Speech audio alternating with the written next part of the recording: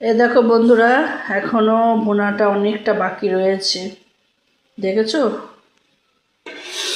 কখন আমি বসিয়েছি, এখনো পর্যন্ত শেষ হয়নি। এখনো অনেকক্ষণ পর নামাবো, বুঝেছো?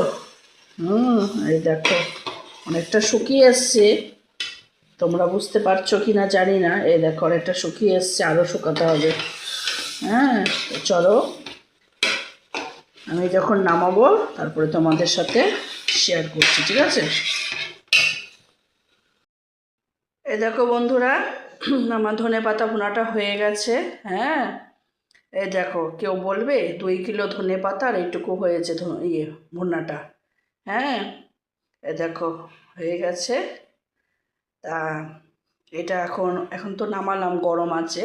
তা ঠান্ডা হয়ে গেলে কালকে বোতলে ভরে তারপরে অল্প সর্ষের তেল গরম করে নিয়ে তার মধ্যে দিয়ে দেবো, ঠিক আছে? দিয়ে তারপরে রোদে দেবো। হুম। তা তোমাদের কাছে কেমন লাগছে বন্ধুরা অবশ্যই জানিও, ভালো লাগলে লাইক করো, ঠিক আছে?